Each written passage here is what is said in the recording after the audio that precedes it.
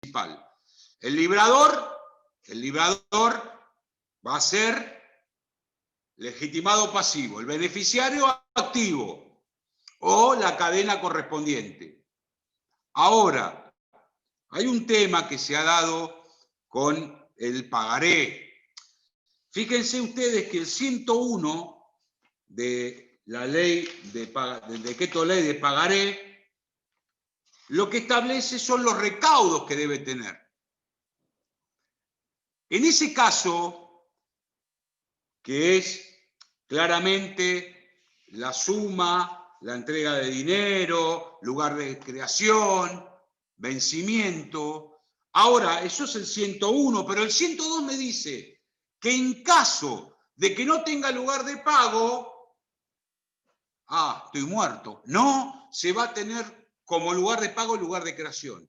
Y cuando el pagaré no tenga vencimiento, estoy muerto. No, será pagadero a la vista.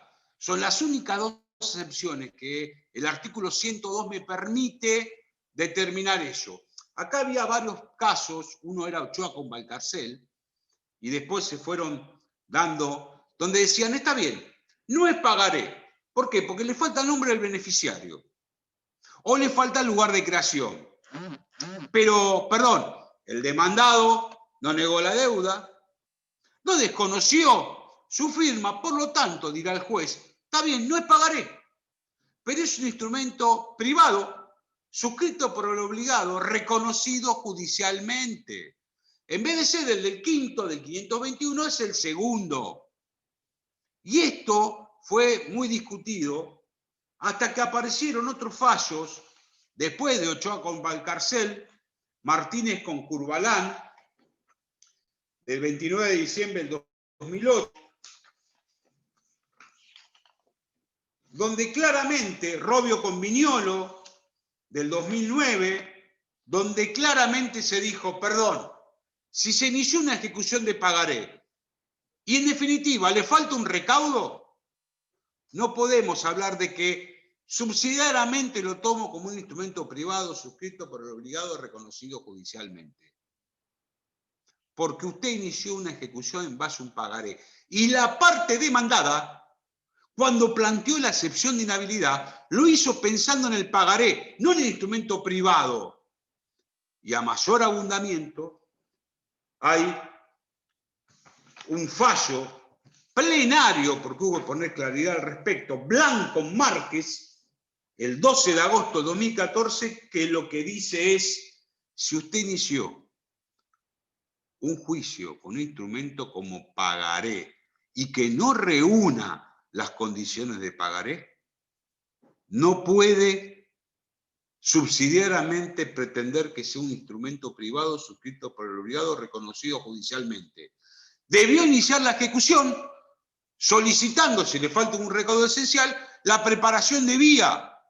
Pero lo que estaría ejecutando ahí con la preparación de vía es un instrumento privado, no pagaré. Usted no aclaró que era un instrumento privado. Usted dijo, vengo a ejecutar el pagaré. Por lo tanto, Blanco Márquez lo que dice es claramente y en plenario de la excelentísima Cámara Departamental, si al instrumento pagaré le falta un recaudo, no puede ser considerado por el juez como instrumento privado suscrito por el obligado reconocido judicialmente.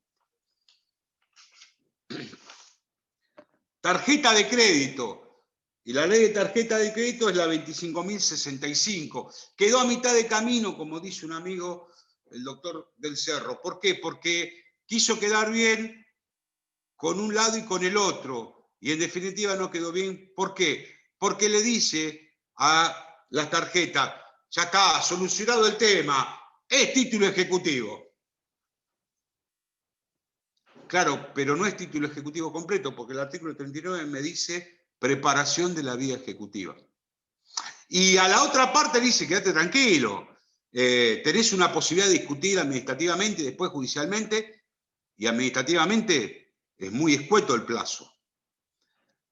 ¿Qué pasa con esto? ¿Qué es lo que debo acompañar para que el título sea viable? Es más, y les soy claro, ¿por qué los bancos no ejecutan la tarjeta de crédito? ¿Quieren que me anticipe y se los diga? Porque nunca van a poder formar un título completo. Fíjense que el artículo 39 de la ley establece que se va a tener que acompañar el contrato, el resumen, perdón, es un título causado que no contiene la causa. En algunos casos y en otros puedo decir que es un título causado que la contiene.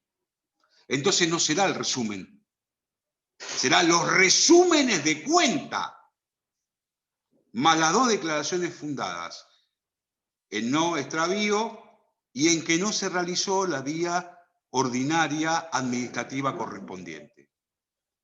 Ahora yo me pregunto, si ustedes van al 523, reconocimiento de firma, sí, lo cito a qué, al deudor, a que reconozca la firma.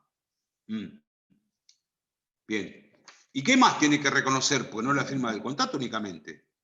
Claro, tiene que reconocer el resumen, que no es resumen, sino los resúmenes de cuenta. Les hago una pregunta. Si ustedes ven el 523, que es los únicos ítems, son 4, que me habla de los documentos que necesiten su reconocimiento, caso del contrato. No es alquileres, el segundo es alquileres. El tercero es el caso que le falte el plazo para el pago, no es este. O que el deudor reconozca el cumplimiento de la condición, tampoco está. Quiere decir que el artículo 39 me manda a una laguna no subsanable, porque si la persona va y me dice, sí, reconozco la firma y reconozco los resúmenes, hombre mirando al sudeste, no, exacto. Ahora, hombre mirando al sudeste va a ser si me dice, reconozco el contrato, la firma, pero ¿sabe qué? No reconozco las cuentas de las operaciones. ¿A dónde debo ir? No lo piensen, a un proceso ordinario, al proceso sumario, si quieren. Por eso es imposible, porque no está contemplado el reconocimiento del resumen de cuenta. ¿Por qué? Porque no está en los 4 incisos del 523. Ustedes se creen que los poderosos acreedores, bancos, ¿por qué no inician las ejecuciones? Porque saben de esto. Me acuerdo que cuando era secretario del Juzgado 14, el doctor Méndez Acosta, como siempre, con su generosidad, me dejó trabajar este tema, y fue arduo porque no había comparecido. Y lo que pedía una empresa de tarjeta de crédito es, no vino a la comparecencia, se tenga por reconocido el instrumento. Sí, puedo tener reconocido el contrato, pero si no vino, díganme dentro del 523, ¿dónde está el apercibimiento para reconocer las cuentas? No está. ¿Qué dijo la empresa de tarjeta? Quede preparada la vía. Entonces yo hice todo este análisis. Fue a Cámara. Y Cámara, la verdad, en 2 carillas menos, determinó que se aplica por analogía el 523. Y ahí queda completada la preparación de vía. Yo les digo que por analogía no puedo aplicar un apercibimiento cuando no está ese apercibimiento. ¿Qué analogía voy a aplicar si el 523 no me determina nada al respecto? Con lo cual, queda claro que es muy difícil que se complete la vía ejecutiva en el caso de tarjetas de crédito, porque se creen, vuelvo a repetir, por tercera vez, que los bancos lo que hacen es iniciar un cobro de pesos, porque saben que la vía ejecutiva no la van a poder completar. Este tema yo lo hablé con el doctor Pablo Antonio, me acuerdo, el doctor del Cerro, Pablo Antonio, y nos decía, bueno, pero esto del reconocimiento ya está en la parte administrativa. El doctor Murillo también, que respetable sus opiniones, decía, no, pero en la vía administrativa ya vino y no reconoció, desconoció, no hizo ninguna inquietud. Ustedes en la vía administrativa pueden decir al banco, no, impugno esto. No lo hizo, con lo cual ya está. No, porque el artículo 39 dice el reconocimiento judicial de contrato más resumen, que vuelvo a reiterar, son resúmenes, porque es que la causa está y la contiene. ¿Está? El tema de, me falta lo de las expensas también, y los alquileres. El tema de los alquileres, yo hoy, gracias al Código Civil y Comercial, tengo mayor amplitud en ello. ¿Por qué? Porque ¿a quién tengo como legitimado activo? Al locador, que puede o no ser el titular de dominio, fue el que realizó la convención conmigo. ¿Y qué más? Y en el caso de la legitimación pasiva tengo al locatario. El cónyuge no locatario, dice el 461, si el inmueble es destinado a vivienda y constituye el hogar conyugal. ¿Quién más puede ser legitimado pasivo? Y fíjense el 1190 del Código Civil y Comercial. Quien habite el inmueble y acredite a nivel, tal vez una información sumaria, haber recibido del locatario ostensible trato familiar un año antes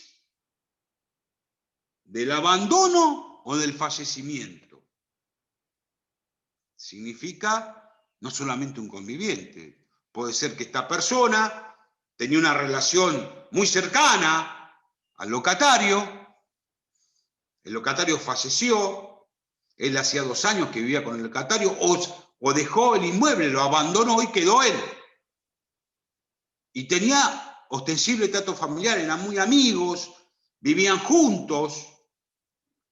No significa simplemente una relación de convivencia sexual, sino también de esa familiaridad de trato, como un sobrino, y le permito que viva en mi casa. Si yo acredito eso, también voy a determinar que ahí tengo otro legitimado pasivo, que antes, chicos, esto yo no lo tenía. Lo tenía así en la 14394, y a veces no lo utilizaba, pero hoy lo tengo claramente en el Código Civil y Comercial. El fiador, máxime si es principal pagador. El sublocatario, en la medida de lo que a él le corresponda en la deuda. Es un título incompleto. Claro, acá tuve algunas discusiones con algunos colegas. ¿Por qué? Porque ¿qué pasa si yo tengo un instrumento suscripto con firma certificada? Ustedes me dirán, doctor, ya está. Ya esto está reconociendo que es locatario. Y yo te tengo que dar la derecha y decir, entonces, doctor, la preparación de vía no va, porque está certificada la firma del locatario y del fiador. Pero ¿sabés cuál es el único problema? Que hay que analizarlo. Es que me falta el quantum de la obligación. Me está diciendo el accionante, locador, que eran 10.000 pesos por mes y debe 5. Él me dice, son 50.000 pesos. Bueno, necesariamente tendré que citar al locatario al solo efecto que me exhiba el último recibo. ¿Por qué? Porque es el quantum de la obligación. Que después él podrá oponer la excepción que corresponde una vez intimado el pago. Pero yo digo para lo que significa la preparación de vía ejecutiva. Hay muchos autores que dicen, no, si la firma está certificada, ya está, no hay preparación. Yo sostengo y aplico este pensamiento. Para citarlo es a nivel personal. No sirve un papel escrito por el locatario o una presentación del locatario con el abogado. Y en esto hay que ser claro también. Una vez compareció, yo era secretario del 14, compareció una señora y dice, para prestar el reconocimiento de la firma y de su carácter. Y me llama uno de los empleados que la estaba tomando y me dice, Fabián, hay un problema. La señora dijo que no reconocía la firma y después se quebró, dijo que sí. Bajé, le digo, señora, usted está bien, está tranquila, estaba muy angustiada. Le digo, ¿cuál es la realidad? No, doctor, yo le voy a decir, yo reconozco la firma, yo soy locatario y debo todo esto. Pero el abogado me dijo que no, que yo niegue todo. Ese no es un buen consejo. ¿Por qué? Porque eso quedó grabado en el acta y el día de mañana, si queremos hacer la posibilidad de un acuerdo teniendo en consideración a la parte, tal vez la otra parte diga no, jugó no éticamente. Y hoy es una realidad que por eso nosotros en la práctica 2 tocamos en una bolilla, fíjense, en un punto de una bolilla la ética profesional. Cuando nosotros en el año 83 ingresamos a la facultad, teníamos una bolilla que era ética de la actuación profesional. Esas cosas son muy importantes, chicos, y más hoy. Hoy hay que tenerlo en cuenta. Un tema que me parece tocarlo brevemente, pero para que vean que uno tiene que ser una luz azul en el camino. Lo estoy discutiendo con los jueces. ¿Qué pasa si viene un contrato con la firma certificada?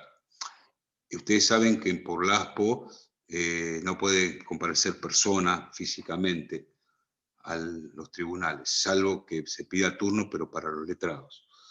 Entonces, para el caso de que solicite medida cautelar y para no ser obtuso y dar cabida a lo que es la economía procesal y mantener el derecho de la parte, lo que estamos haciendo, si es firma certificada, es concediendo la medida cautelar que se solicite y diciéndole que una vez que se levante, ojalá en tiempo próximo, no sabemos lamentablemente porque siempre parece que estábamos bien y venimos para atrás, preparar la vía ejecutiva, pero no puedo dejar sin solucionarle un problema a la parte accionante que si no traba la medida cautelar puede generarle un problema grande. Y hoy también estoy ahora suscribiendo el Juzgado Civil 9 porque quedó también sin juez.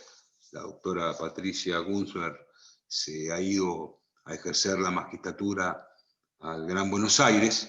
Hubo un caso donde se presenta la parte accionada con el letrado, reconociendo la deuda y las firmas, y en otro sí digo, el abogado del banco manifiesta, conforme lo manifestado por el accionado, donde reconoce y se allana, se tenga por dictado, pues se tenga a los efectos de ello dictarse la sentencia ejecutiva. Lo que le dije a los secretarios del 9, le digo, mira, no podemos hacer dos cosas excepcionales. Sí, por la pandemia, porque en esto, gente, hoy el juez tiene que estar en contacto directo con la realidad. No podemos vivir en un durazno. Y a veces los problemas y circunstancias es porque no somos claros. Y el acceso a la justicia a veces lo vemos impedido. ¿Qué le dije? Mirá, vamos a hacer esto. Evidentemente está reconociendo la deuda, pero no puede hacer de manera escrita. Tiene que venir personalmente. ¿Puede hacerlo hoy? No. Bueno, entonces hagamos esto. Pongamos esta cuestión como excepción por la pandemia. Tengamos por reconocido el documento y libremos el mandamiento de intimación. Pero Fabián, ¿cómo va a salir? Esperá, líbrese el mandamiento o notificada la parte accionada presentada, se proveerá lo que corresponda. No le vamos a librar el mandamiento. Que venga la parte accionada que ya compareció con su letrado y diga, me notifico. ¿Por qué? Porque es un trámite renunciable la intimación de pago. Y yo no puedo dejar pasar dos excepcionalidades. Sí, una para tener por preparada la vía, máxima que vino y dijo, me allano y las costas a mí. ¿Por qué? Porque tal vez puede ser que después venga mañana y diga, no, pero yo tengo excepciones que oponer. Bueno, ya no hay plazo, no. Perdón. ¿Se intima de pago? ¿Cómo se subsana? Con que se notifique la parte accionada y diga, me notifico y solicito se dicte sentencia. Ya reconocí la deuda en Mayano. Pero no librarle el mandamiento, sino hacerle saber, notificado que sea usted que ya se presentó, se seguirá. ¿Por qué? Porque si no puedo afectar el derecho de defensa de la parte. Ustedes me pueden decir, doctor, pero si vino con su abogado, el otro abogado que es del banco aceptó. Sí, bueno, pero no soy rigorista formalmente, y los que me conocen saben que no, pero como son dos cuestiones y una es irrenunciable, yo hago que se preparó la vía, ya una te di la opción, no lo puedes hacer por escrito, pero por la excepción de la pandemia sí, y te digo, prepará la vía, intímese de pago, coma, o notificado que sea, se proveerá que por derecho corresponda la sentencia ejecutiva. Pero quiero dar un margen, porque estas situaciones se van a ver a diario y hay que resolverlas de manera práctica. No, bueno, hasta que no libre el mandamiento. No, si viene y se notifique, ya está.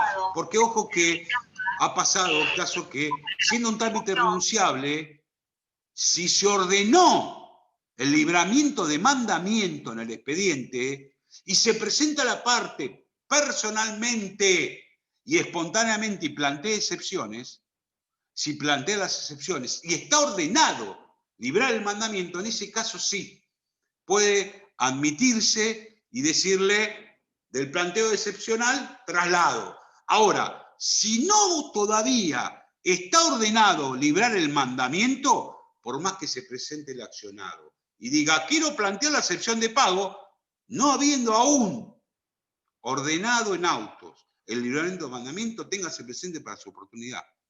En eso fue la Cámara clara. Tiene que estar ordenado el mandamiento para proveer todo lo que sucederá a partir de ese mandamiento de intimación.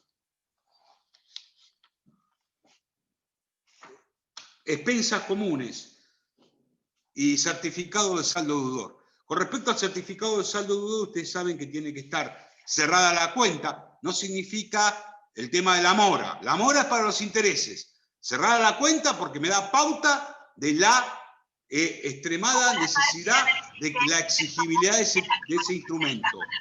Hoy por hoy tiene que estar la firma con 2 apoderados del banco, Código Civil y Comercial. Y acá viene un tema. El banco me ejecuta por 100.000 pesos.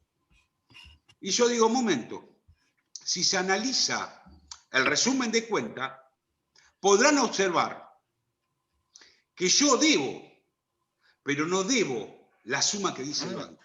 Y lo voy a demostrar con prueba documental. ¿Cuál va a ser? Y me dicen el contrato. No, el contrato ustedes no lo tienen, tienen una copia.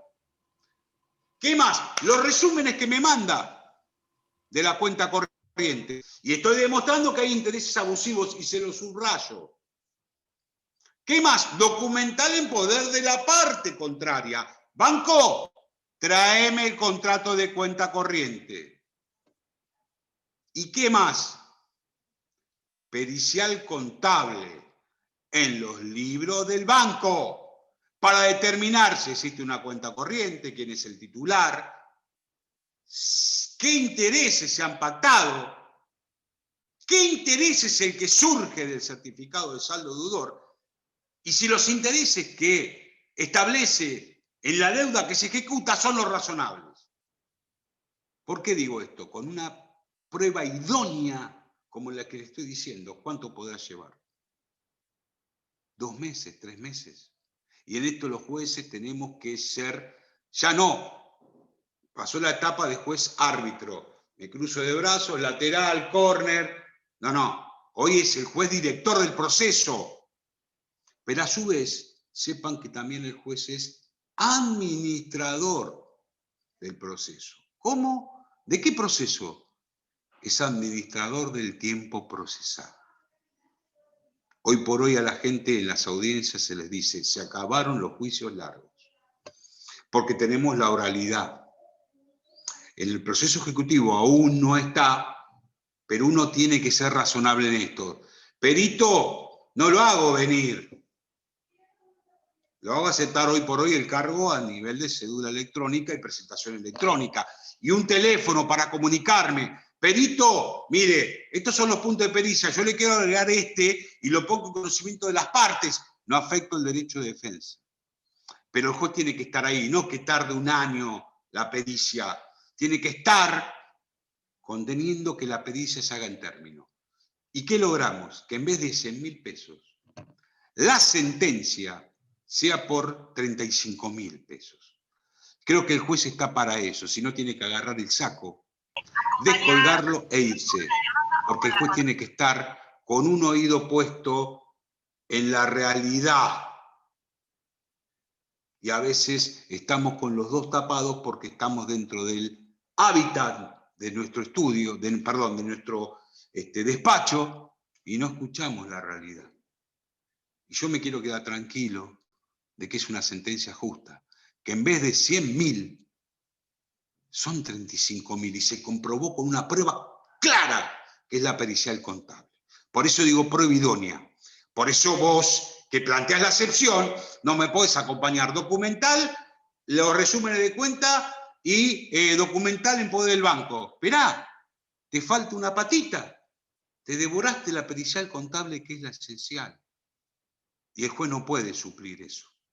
Sí podrá pedir al perito alguna explicación, como lo pueden hacer las partes. Pero no puede, per se, ofrecer una prueba al juez. ¿Se entiende eso? Ese es un caso, porque después viene, ¿la inhabilidad es total o parcial? No, no, el título es hábil. Lo que no resulta claramente es el monto de condena. Por eso, en un fallo que estableció el doctor Jerez en la sala 3 en su momento, dijo inhabilidad parcial, porque lo que se está discutiendo es el monto. No el título es hábil. En lo que hace a expensas comunes, hoy por hoy, en el supuesto caso que exista consejo administrador, tiene que ser refrendado también por el administrador. Y 2 personas del consejo de administración. Eso es importantísimo, siempre y cuando que exista. Porque si no, inhabilidad, le falta... No, perdón. No está establecido el consejo de administración. Es podrá, no deberá. Y en cuanto a la legitimación pasiva, es el titular registral, el poseedor, el usufructuario, el cónyuge no titular, y el legitimado activo es el consorcio, no los consorcistas, la persona jurídica consorcio.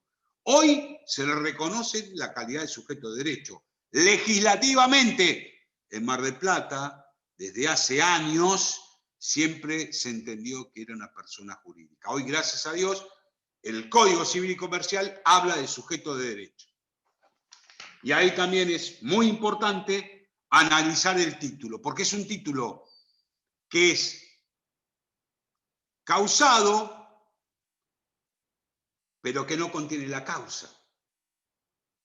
No es un contrato de mutuo o una ejecución de alquileres.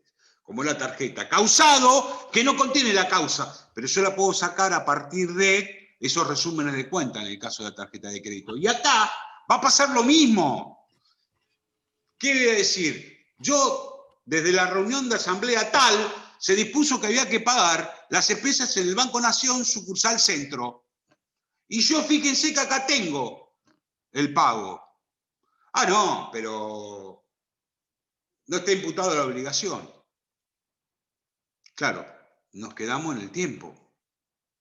Porque ahora lo que yo tengo que establecer es que hay otras formas de pago, que son cajeros automáticos, vía, como corresponde a través de la tarjeta de crédito, los débitos. Bueno, voy a tener que conformar una prueba tendiente a acreditar y que el título es inhábil porque prosperó lo que es el pago. Una cosa les quiero decir, son tantas, pero bueno, el Código de Nación me dice que tanto para la excepción de falsedad como para la inhabilidad debo negar la deuda.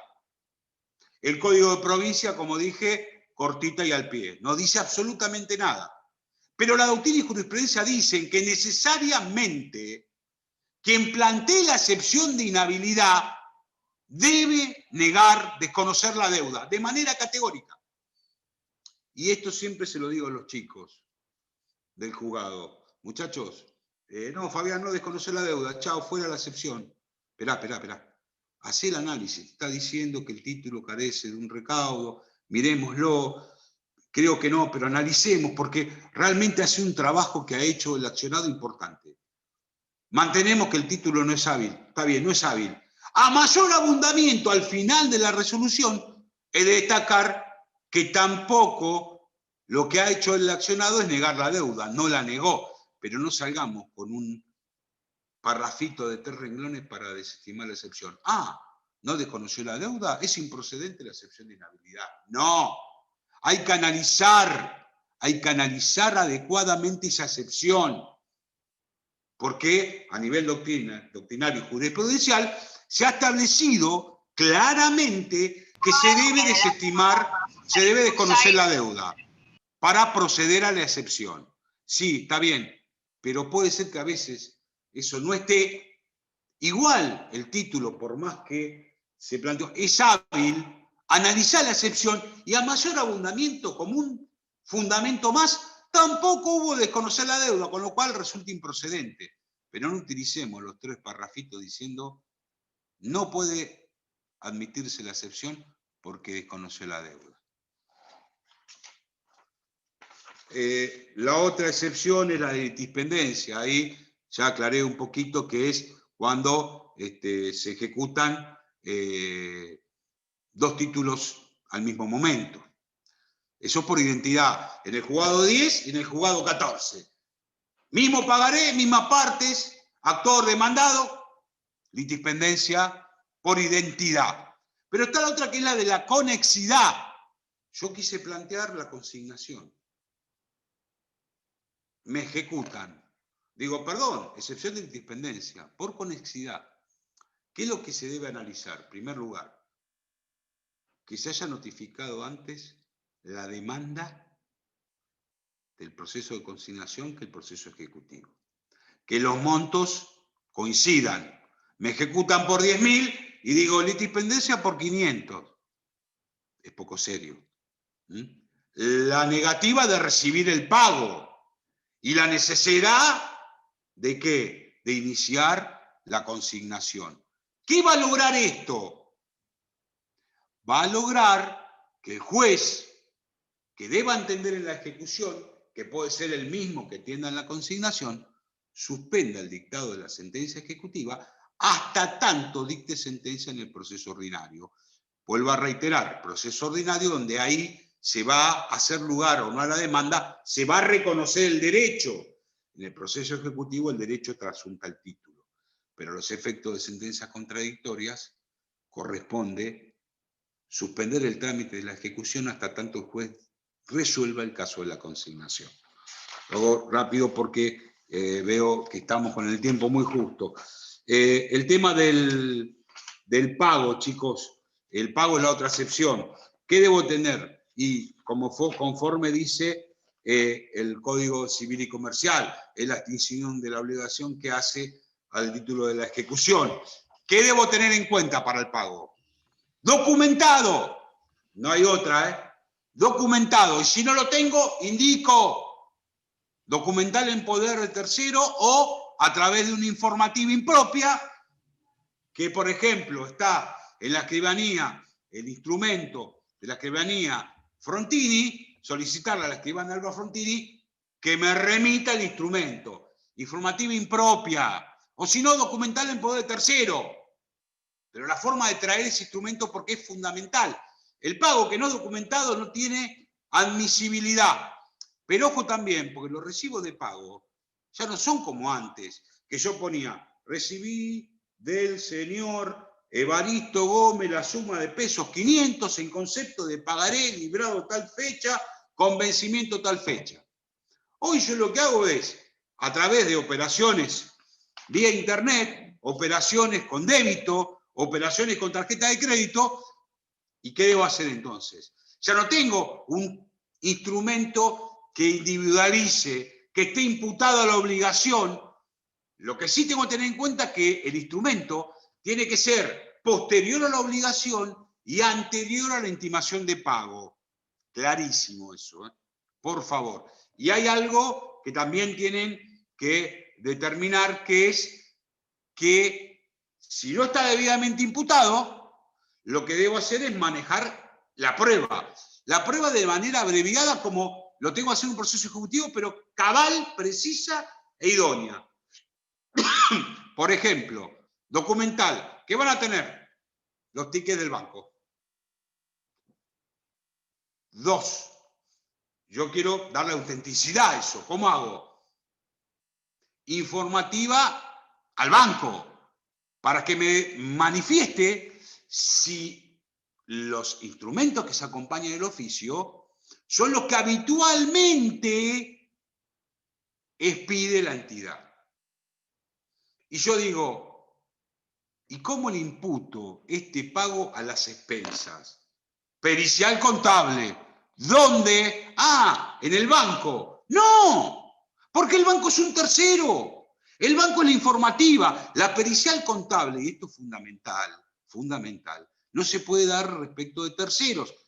Pericial contable en los libros del consorcio para que diga titular de dominio de tal unidad. ¿Qué más? Si existe una cuenta corriente, titular el banco. Si se han registrado operaciones de depósitos entre tal fecha y tal fecha. Si surgen de los libros del consorcio, la imputación de esos pagos. Con eso le estoy dando la imputación debida al pago. Lo hice claro para que ustedes lo puedan entender. Hay algo que hace la inhabilidad de título, perdón, Vero, pero es el pagaré de consumo.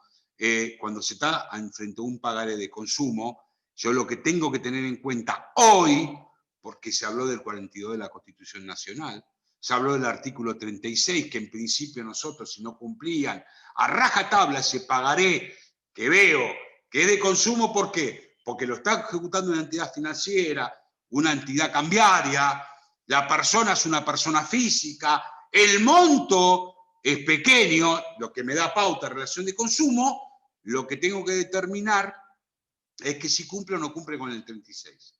Si no cumple con el 36, previa vista al fiscal, la desestimamos. Pero ojo, coma, ahora, y ustedes se nota que lo habrá, creo que lo dio Paz, si Paz no me lo anuncio yo, en un fallo del año pasado de la Suprema Corte, se estableció claramente que hoy puedo integrar el pagaré, lo puedo integrar con el contrato correspondiente. ¿Por qué? Porque en esos casos claramente lo atribuye que estoy integrando el título. Entonces, cuando estoy hablando de esa cuestión en cuenta corriente bancaria, tengo que analizar también, en pagaré de consumo, tengo que analizar claramente en ese aspecto que hoy puedo integrar el título, cosa que antes no lo podía realizar y más de una vez nos quedamos muy mal. ¿Por qué? Asociación Mutual Asís contra Cubilla. Sentencia 121.684. ¿Por qué digo esto? Porque a veces nos quedamos a mitad de camino, no cumple el 36 y desestimamos. Pero bueno, también darle juego, como hoy por hoy está tan en boga el tema de defensa del consumidor y la relación de consumo, también analizar claramente todo ese objeto. Una cosa que se me escapaba en lo de las expensas comunes, es mucho tiempo, es que lo que yo tengo que tener en claro para un certificado de saldo dudoso de expensas es claramente que hoy la Cámara Departamental sacó el plenario a través del cual Consorcio Empleados Complejo Habitacional 9 de Julio contra el Sindicato de Empleados de Comercio, donde me establece que además de los recaudos que tiene que tener como título ejecutivo, debe constar dentro del propio instrumento capital, intereses y vencimientos. Eso es claramente, ¿por qué? Porque es un fallo que sacó la Cámara Departamental a los efectos de poder determinar claramente la habilidad del título. Vamos a la prescripción. Ya dije lo que es la prescripción. Quiero ir a los títulos ejecutivos, que es importante tomar en cuenta. El pagaré, y el pagaré yo tengo claro que son 3 años del vencimiento. Claro, pero eso porque es un pagaré con vencimiento determinado. Ustedes saben que el pagaré es un título de presentación. Tengo 1 año para presentarlo y 3. Quiere decir que si es a la vista, tengo 1 año para la presentación y después los 3 años para la prescripción, coma. Pero si yo lo presento antes el pagaré, va a ser a partir de ahí los 3 años contados para la prescripción. Por supuesto que si la acción va contra los endosantes y contra el librador es el plazo de 1 año, y si es el endosante que reversó el importe, se prescribe a los 6 meses contados del día en que el endosante pagó o desde aquel que se notificó la demanda.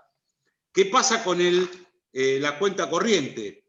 y hoy está regulada por el 1393 siguiente del Código Civil y Comercial. ¿Me establece un plazo de prescripción? No, pero sí tengo el 2560, que claramente determina que será desde el momento del cierre. Y el plazo es un plazo genérico desde 5 años. ¿Por qué? Porque la cuenta corriente no tiene un plazo claro de prescripción. Se estableció el 2560 plazo común, 5. ¿Desde cuándo? Desde que se cerró la cuenta. En el caso de tarjeta de crédito, acá tengo 2 posiciones. La que es la acción ejecutiva al año y a los 3 años es una acción ordinaria. Y les comento un tema, que es si cuando yo inicié la ejecución, pasó, no se pudo completar la vía ejecutiva, quedé afuera. Y cuando inicio digo, pucha, pero pasaron casi 3 años. No puedo iniciar la acción ordinaria. Sí, porque el periodo que vos tomaste con el proceso ejecutivo se puede tomar como una suspensión del plazo de prescripción, por lo tanto tenés la posibilidad de iniciarlo. Ahí apurate porque te está por prescribir a los efectos de que se tome como suspensión, quiere decir que se toma en cuenta lo que te ocurrió, no es de interrupción, sino de suspensión, porque se entiende que ha sido como una constitución en mora de ese deudor. Las expensas comunes, por lo que establece el Código Civil en el 2562, inciso C, que dice, plazo de prescripción de 2 años. Prescriben a los 2 años el reclamo de todo lo que se devengue, por años o plazos, o periodos más cortos, excepto que se trate de un reintegro de un capital en cuotas. El plazo, es decir, si yo tengo un periodo que es enero del 2020, a mí me vence para el pago, ¿cuándo? En febrero del 2020. Y recién ahí va a correr el plazo de prescripción que hemos dicho. ¿Por qué? Porque cada expensa es independiente uno de la otra. Entonces hay que tener en claro eso, chicos. Con el cheque tiene acá 2 cuestiones. El plazo de prescripción es, yo tengo 30 días para presentar el cobro, y acá viene también un tema de inhabilidad. ¿Qué pasa si te lo devoraste, chiche? Y si vos no lo presentaste a los 30 días, o 60 si es el exterior, no solamente perdés la acción ejecutiva, sino la acción cambiaria. Ahora, la prescripción es otra cosa. Tenés que contar, se prescribe el año, es un año, contado desde que expiró el plazo de la presentación. Si yo libré un cheque el 10 de marzo, el 10 de abril yo tenía 30 días para presentarlo. Pero vieron que soy medio jodido, se lo presenté el día segundo de que lo libró. ¿Cuándo empieza a contarse? Ah, desde que lo presentó, doctor. No. Yo lo que tengo que tener en claro es que yo tengo 30 días para presentarlo. Y a partir de que expiró ese plazo, tengo recién el año para la prescripción. No se confundan cuando quien lo tiene en su poder lo presenta el cobro. Y en el cheque de pago diferido, que es un título de crédito claro y preciso de generar dinero, yo tengo un año, pero ¿desde cuándo? Desde lo que lo presenté al registro o al pago, cualquiera sea. Si lo presento al registro y me lo rebotan, ahí que empieza a cortar el año.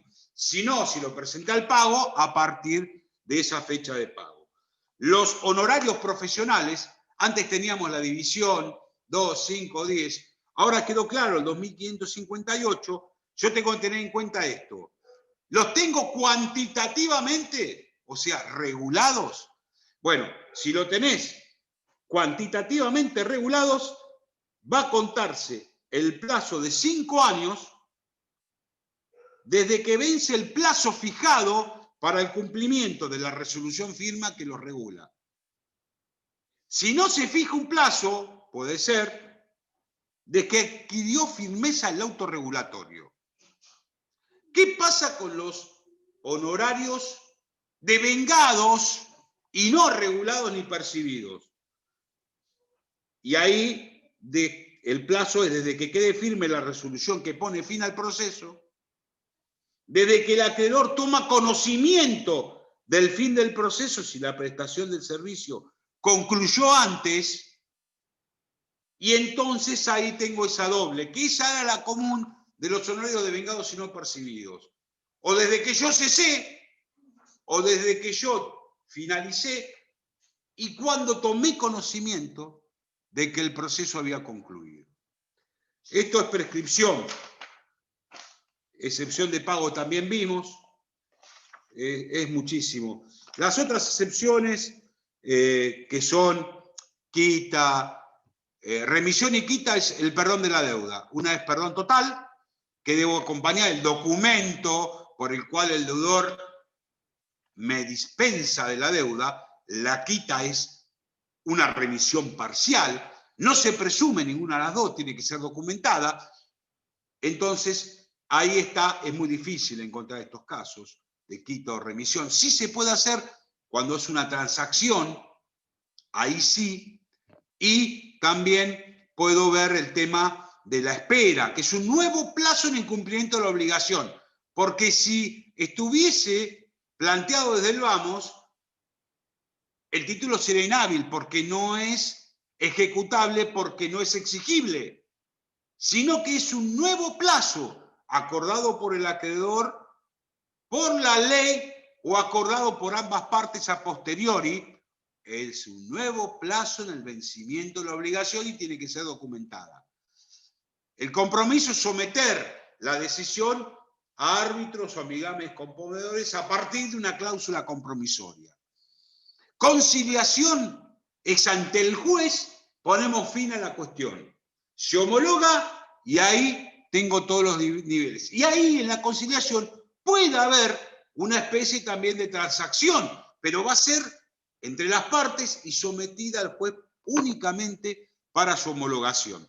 Y ahí sí puede haber una quita o una remisión, no, porque si no, no tengo una transacción.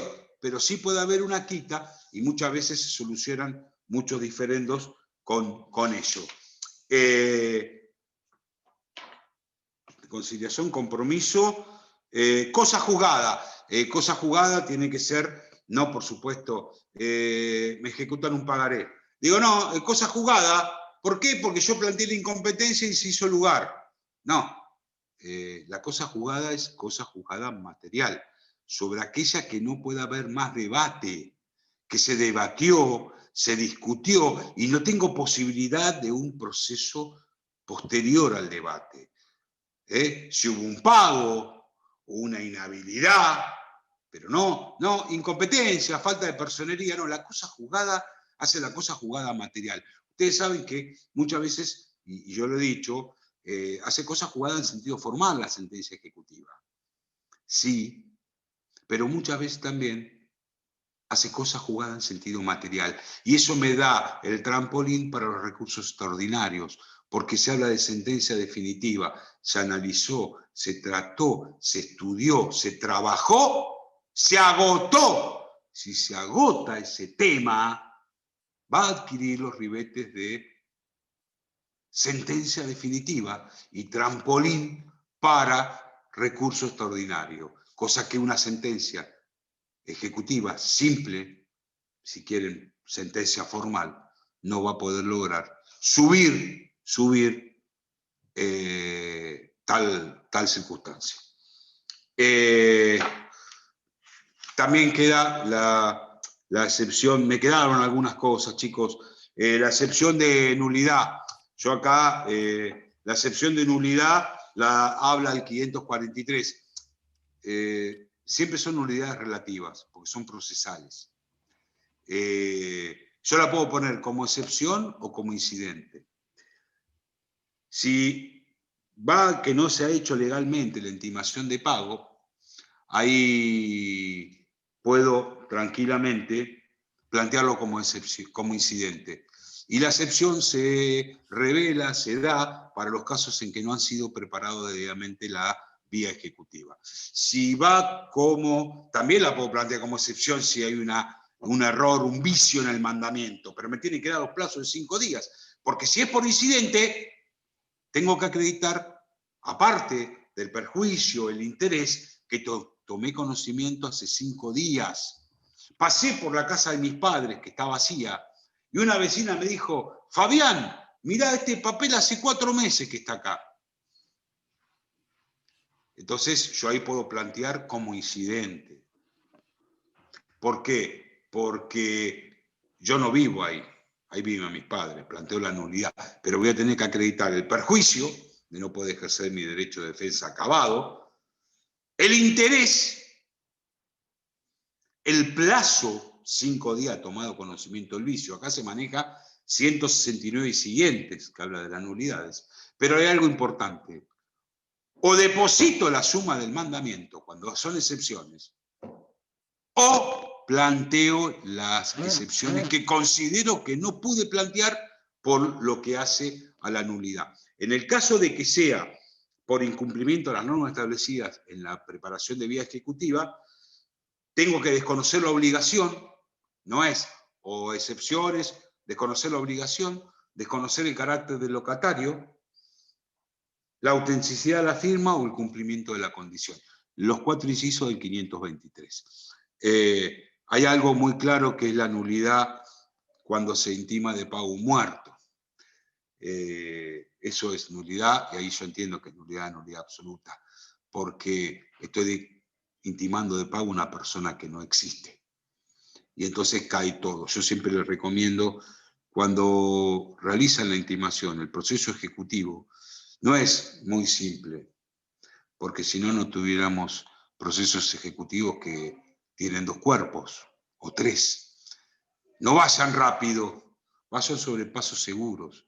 ¿Y por qué lo digo?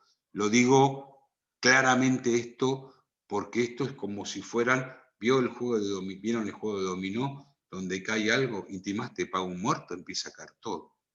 Y todo lo que fui rápido y corriendo se desvanece.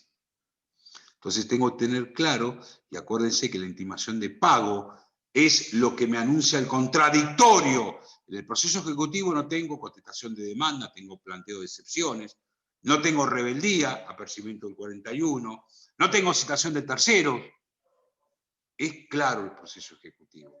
A Dios gracias, aparentemente puede estar en la reforma el proceso monitorio, que es el dictado de sentencia, y después puede venir el ejecutado a plantear lo que considere. Por ahora no lo tenemos. Sí está en capital. No sé qué más me pudo haber olvidado, chicos, pido disculpas. Un tema que es la compensación, porque esto de y acá termino, pido disculpas, pero acá termino.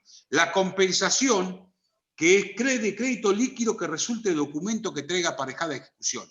Estoy ejecutando un pagaré y se me presenta el accionado y dice, excepción de compensación. Vos sos demandado mío por un cheque. Hasta donde alcance la menor. Yo reclamaba 5.000. Él me planteó la compensación con un cheque, 10.000. ¿Qué vamos a hacer? ¿Seguimos la ejecución? No, chicos, hasta donde alcance la menor. Quiere decir que se va a desestimar la ejecución y otra restante suma, que es a favor del accionado que planteó la compensación, tendrá que iniciarla ¿por dónde? Por una vía distinta, otro ejecutivo. Si es que el plazo no está prescrito, sino por un cobro de pesos. Pero siempre hasta donde alcance la menor. Si yo reclamo 10.000 y me trae un cheque de 5.000, va a seguir adelante la ejecución, pero por 5.000. Con las costas a cargo del accionante que fue al que se le planteó la excepción. Y hay un tema que se repite y algunos se preguntan, en caso del doctor del Cerro se ha preguntado y lo hemos discutido, si modifica. ¿Por qué? Porque yo no puedo plantear la compensación. Mire, yo soy inquilino y bueno, y le reclamo tal deuda. Pero él también tiene un reconocimiento mío de deuda, que es un préstamo que le hice. Tengo que preparar la vía, pero el que me está ejecutando también es deudor mío. Y yo no, tiene que ser el título ejecutivo. Si no, tenés que iniciar vos el cobro de ese reconocimiento de deuda. Pero no, en el propio proceso ejecutivo, traer un instrumento incompleto donde hay que preparar la vía para plantearlo como excepción de compensación. Pero hay un tema que son las mejoras, tanto en el caso de alquileres como en el caso de las expensas. Yo en los alquileres notifiqué al locador, mirá, se está cayendo todo el techo y no es por mí, sino hay un vicio, tenés que arreglarlo. Lo notifico y no lo cumple, yo tengo un recibo y ahí hay una compensación legal de la que me enuncia el Código Civil y Comercial, que abarca del artículo 8.13 en adelante. Con lo cual, y acá nos preguntamos, ¿servirá ese recibo? Indudablemente que sí, porque es una compensación legal. Entonces, a ese aspecto, yo puedo plantear la excepción de compensación. ¿Qué pasa con las expensas? Si hay también arreglos que hacer que eran a cargo del consorcio y que no se cumplió, y yo estoy con un alquiler con respecto al propietario, también puedo hacer lo mismo. ¿Se entiende? Pero ¿qué hay ahí? Y ahí habla claramente de una compensación legal, porque ustedes saben que es legal o convencional. En ese caso es legal y en principio bastará el recibo sin necesidad de que el mismo esté contenido en un título ejecutivo completo. No sé, chicos, yo rápidamente sé que el tiempo fue escaso, hay muchas cosas que por ahí se me han ido y...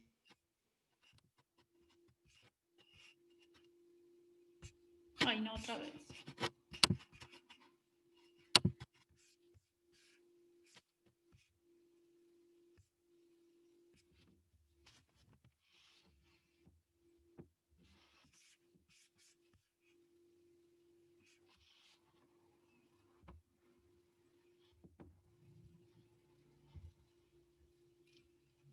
Cachi, ¿podés